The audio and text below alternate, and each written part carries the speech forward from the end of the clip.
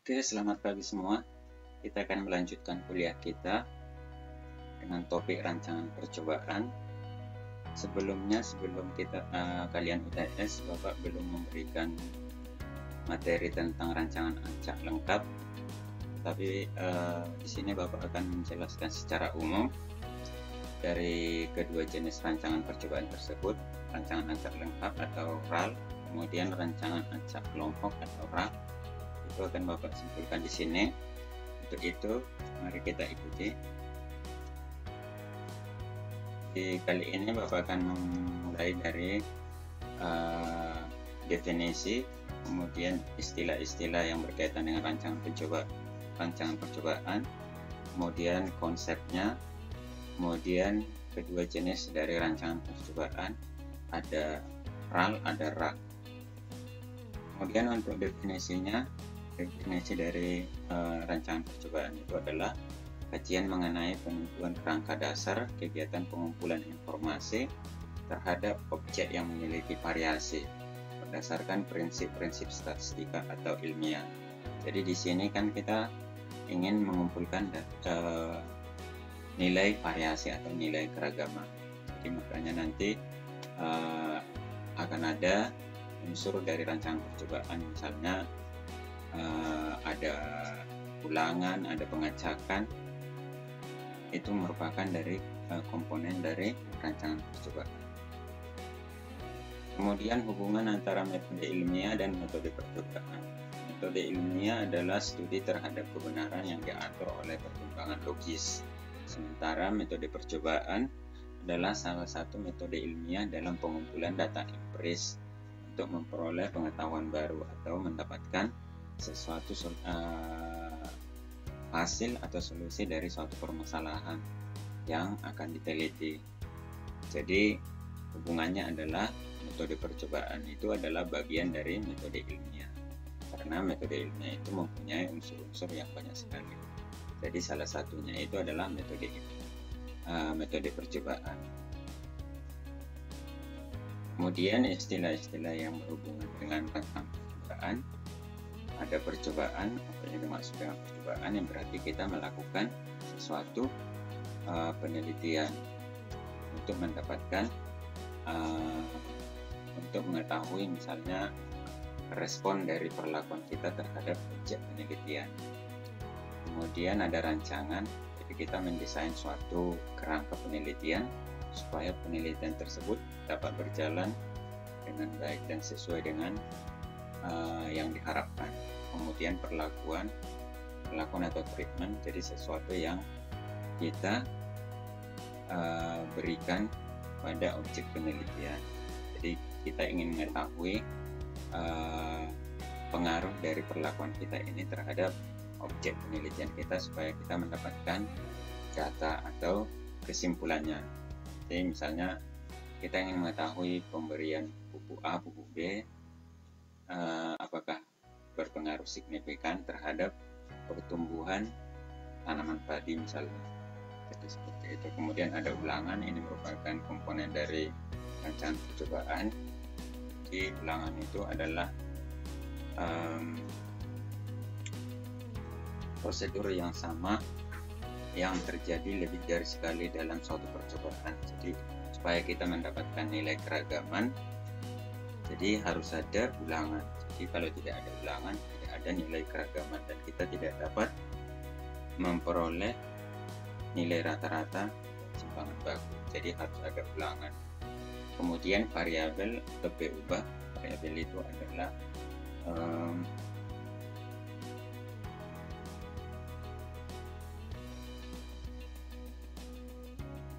suatu respon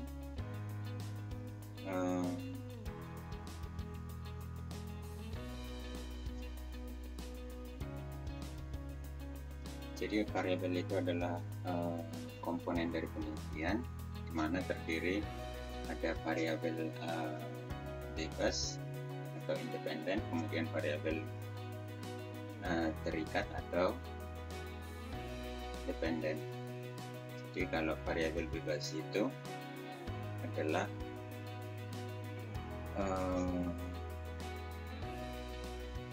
perlakuan yang kita berikan.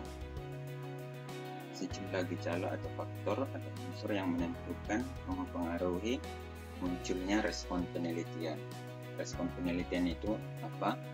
Itu adalah variabel tak bebas. Jadi variabel tak bebas ini tergantung ke variabel bebas. Jadi misalnya perlakuan yang kita berikan, misalnya jenis pupuk, itu akan mempengaruhi terhadap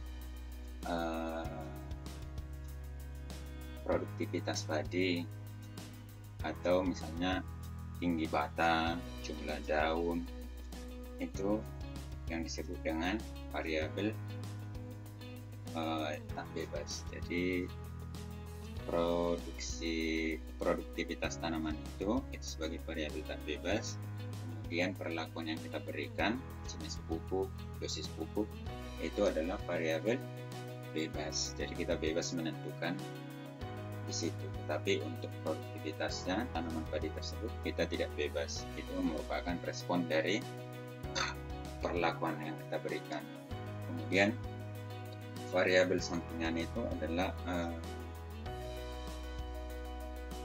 respon yang tidak kita harapkan. Jadi karena kita sebagai manusia pasti ada kita harus dalam satu penelitian itu kita harus meminimalisir sekecil mungkin variabel-variabel yang tidak masuk ke dalam variabel yang kita buat. Jadi misalnya, jadi perlakuan kita jenis pupuk, tapi ternyata di luar itu masih ada yang berpengaruh terhadap produktivitas tanaman padi, misalnya suhu, misalnya sinar matahari, itu harus kita minimalkan seminimal mungkin. Jadi harus tidak boleh ada faktor yang mempengaruhi produktivitas tanaman padi ini selain dari perlakuan kita. Jadi harus variabel sampingan ini adalah variabel yang tidak kita masukkan dalam model perhitungan atau perlakuan penelitian kita. Kemudian kontrol ini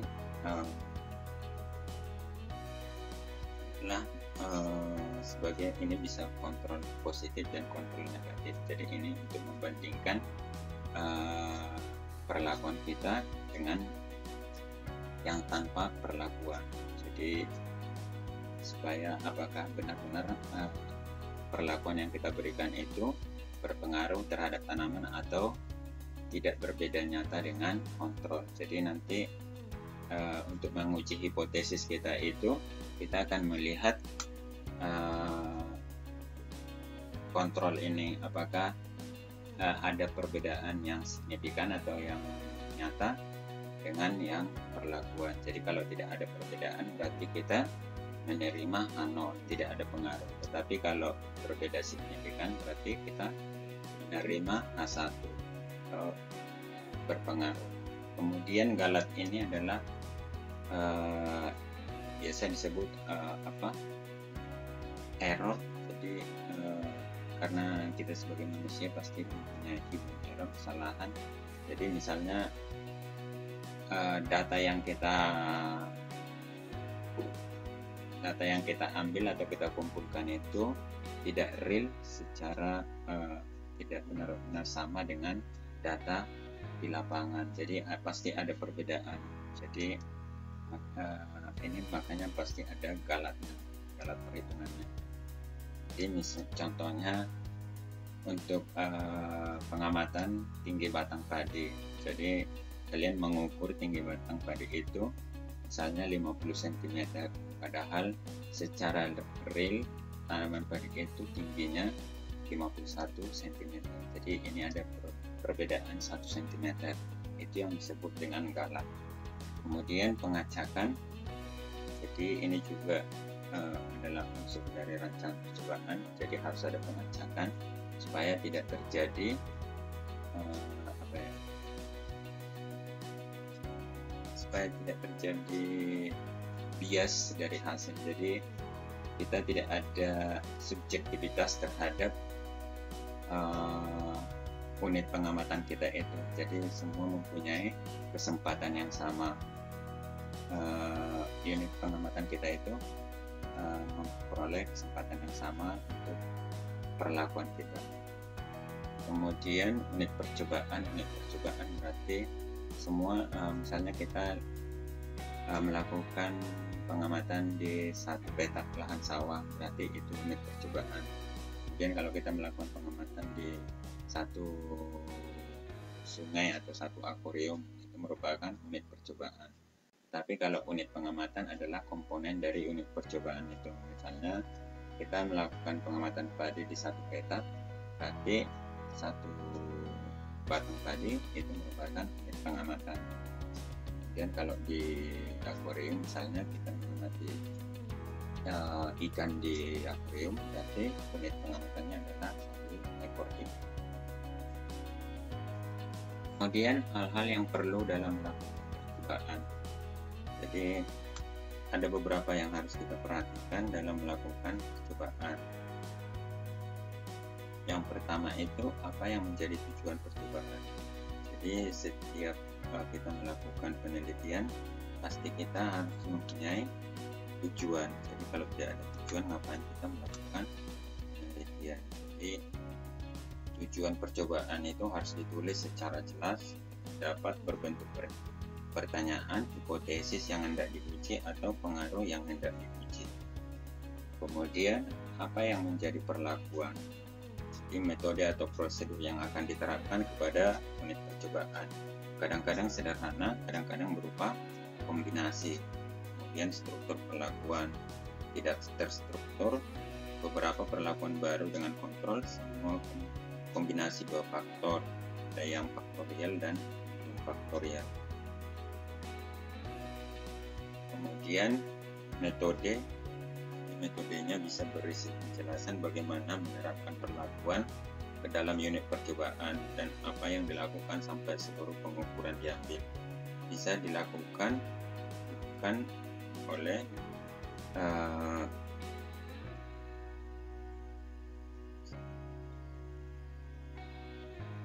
jadi metodenya itu bisa menggunakan beberapa metode.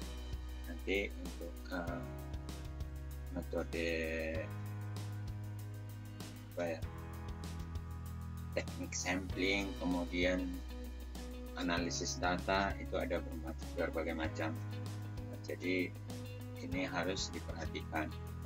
Kemudian apa yang menjadi satuan percobaan? Jadi unit terkecil dalam suatu percobaan yang diberi suatu perlakuan tadi. Jadi kalau ada satuan percobaan, kemudian ada satuan pengamatan.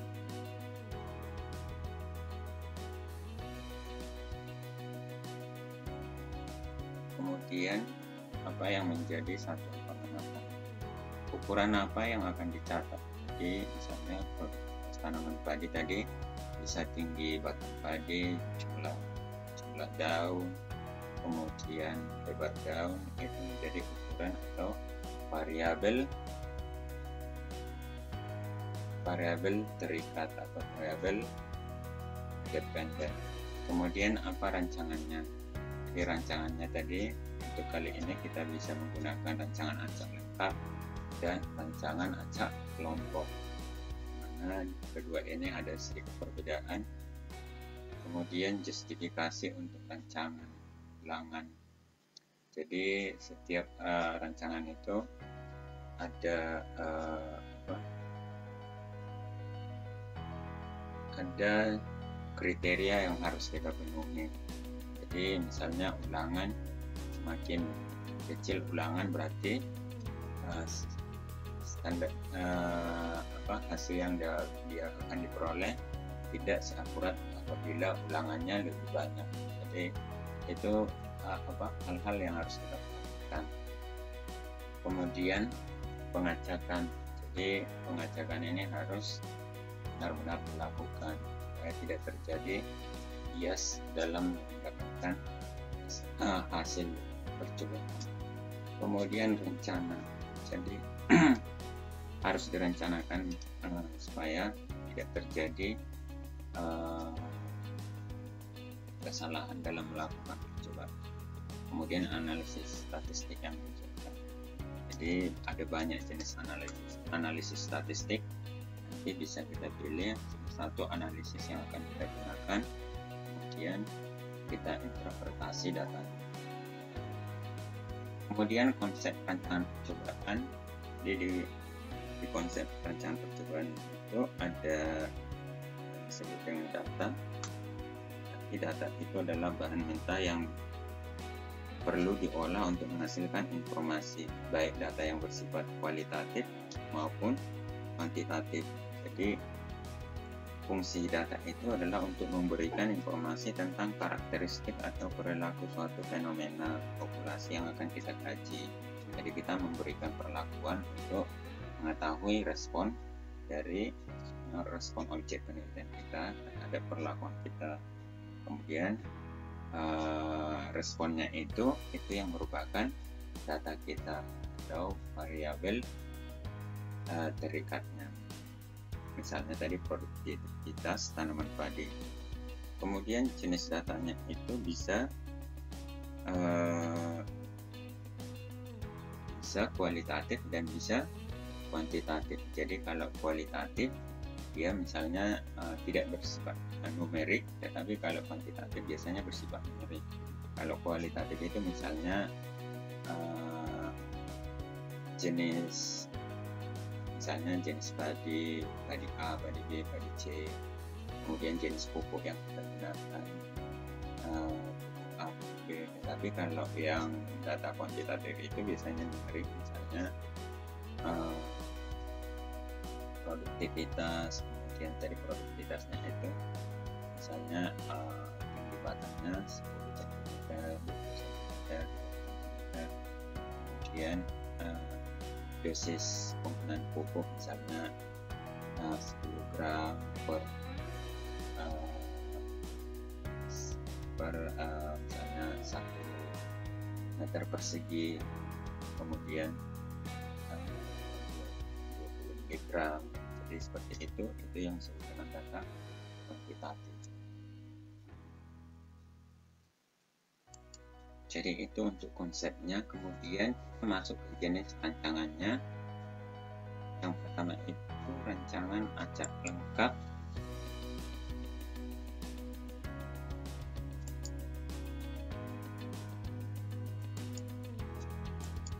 Jadi ciri-ciri dari rancangan acak lengkap itu seperti ini. Ciri-cirinya, jadi ini misalnya satuan percobaan, kemudian ada perlakuan, tetapi satuan percobaan ini unit percobaan ini homogen, dianggap seragam, jadi harus kita usahakan sehomogen mungkin. Makanya ini biasa dilakukan di laboratorium. Sementara kalau yang rancangan acak kelompok itu dia tidak homogen, jadi dia lebih beragam. Jadi tetapi kita kelompokkan. Kalau yang rancangan acak lengkap itu satuan percobaannya itu homogen, jadi ini semua dianggap sama, tapi sini ada ulang. Kemudian hanya ada satu sumber keragaman. Jadi kalau di rancangan acak kelompok itu sumber keragamannya lebih dari satu. Kalau di rancangan acak lengkap sumber keragamannya itu hanya satu, yaitu perlakuan. Makanya ini adalah rancangan percobaan yang paling sederhana.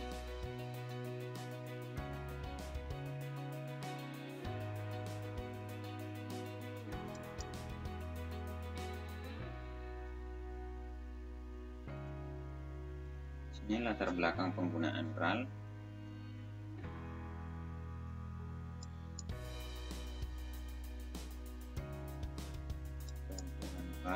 Kemudian kerugian RAL, ini bisa kalian baca kapan RAL itu digunakan. Kemudian cara pengacakan ini bisa kalian lakukan sendiri, bisa dengan diundi, lotre, daftar angka acak menggunakan bantuan software misalnya di program Microsoft Excel. Seperti ini caranya, bisa kalian ikuti.